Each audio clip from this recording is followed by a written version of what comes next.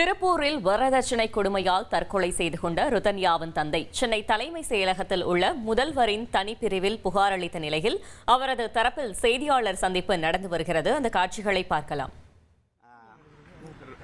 ருதன்யா என்பவர் வரதட்சணை கொடுமையாலும் வன்கொடுமையாலும் திட்டமிட்டு பாலியல் சீண்டலில் ஈடுபட்டு அவரை தற்கொலைக்கு தூண்டியிருக்கிறார்கள். அவர் இறக்கும் தருவத்திலே இதை வாட்ஸ்அப்பிலே பதிவு செய்துவிட்டு இறந்திருக்கிறார்.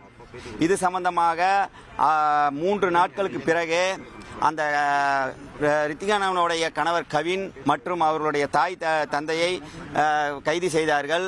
அதற்கு பிறகு அவர்கள் திருப்பூர் கோர்ட்டிலே இந்த வழக்கு சம்பந்தமாக ஜாமீன் கேட்டபோது ரித்திகானுடைய அப்பா அவர்கள் அண்ணாதுரை அவர்கள் எதிர்ப்பு தெரிவித்ததால் அவர்களுக்கு ஜாமீன் வழங்கவில்லை. மீண்டும் சென்னை ஹைகோர்ட்டிலே அவர்களுக்கு இன்று ஜாமீன் வருகின்றது. இதுவரைக்கும் அந்த காவல் நிலையத்திலே ஒரே ஒரு செக்ஷனில் மட்டும் சந்தேக மரணம் மட்டும் பதிவு செய்திருக்கிறார்கள்.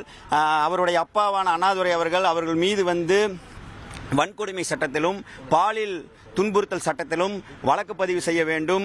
அந்த சம்பந்தப்பட்ட கவின் மற்றும் அவர் தாய் தந்தை மீது குண்டர் தடுப்பு சட்டத்திலே நடவடிக்கை எடுக்க வேண்டும் என்று இன்று ஜனநாயக முறையிலே சட்டத்திட்டங்களுக்கு உட்பட்டு தமிழக முதலமைச்சர் அவர்களை சந்தித்தும், தமிழக உள்துறை செயலாளர் அவர்களை சந்தித்தும், தமிழக டிஜிபி அவர்களை சந்தித்தும், தமிழக உளவுத்துறை ஐஜி சந்தித்தும் அவர்களுடைய அப்பா அண்ணாதுரை அவர்கள் வந்திருக்கிறார்கள். இப்போது நாங்கள் முதலமைச்சர் தனிப்பிரிவிலே மனு கொடுத்திருக்கின்றோம். மாலை 4 மணி அளவிலே தமிழக உள்துறை செயலாளரை சந்திப்பதற்கு நேரம் கொடுத்திருக்கிறார்கள்.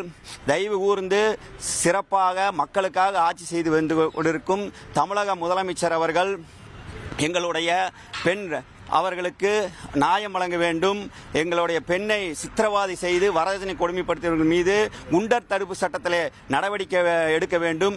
எங்களுடைய மகளுக்கு நடந்தது போல இனி தமிழ்நாட்டிலே எந்த ஒரு பெண்ணுக்கும் நடக்கக்கூடாது என்ற ஒரே நோக்கத்தால் மட்டும்தான் அவருடைய தகப்பனார் அண்ணாதுரை அவர்கள் தொடர்ந்து போராடி வருகிறார். தயவு செய்து பத்திரிகையாளர்கள் மூலியமாகவும் உளவுத்துறை மூலியமாகவும் இந்த செய்தி தமிழக முதலமைச்சருக்கு செல்ல வேண்டும். தமிழக முதலமைச்சர் மீது எங்களுக்கு 100% முழு நம்பிக்கை இருக்கின்றது. நாங்கள் தொடர்ந்து தமிழக அரசினுடைய நல்ல திட்டங்களை நாங்கள் பாராட்டி வந்திருக்கின்றோம். தமிழக அரசுக்கு ஆதரவாகவே சமூக வலைத்தளங்களில் நாங்கள் பதிவிட்டிருக்கின்றோம். அந்த உரிமையில் நாங்கள் கேட்கின்றோம். தயவு கூர்ந்து மக்களுக்காக சிறப்பாக ஆட்சி செய்து வரும் எங்களுடைய தமிழக முதலமைச்சர் அவர்கள் எங்களுடைய பெண்ணுக்கு இந்த விஷயத்திலே தலையிட்டு நியாயம் வழங்க வேண்டும் என்பது எங்களுடைய தாழ்மையான வேண்டுகோள் என்று நாங்கள் தெரிவித்துக் கொள்கின்றோம். இந்த பத்திரிகையாளர் ஒரு செய்தி தெரிவிக்கும். தயவு கூர்ந்து எங்களுடைய பெண்ணுடைய தாய் தந்தையினரை தமிழக முதலமைச்சர் அவர்கள்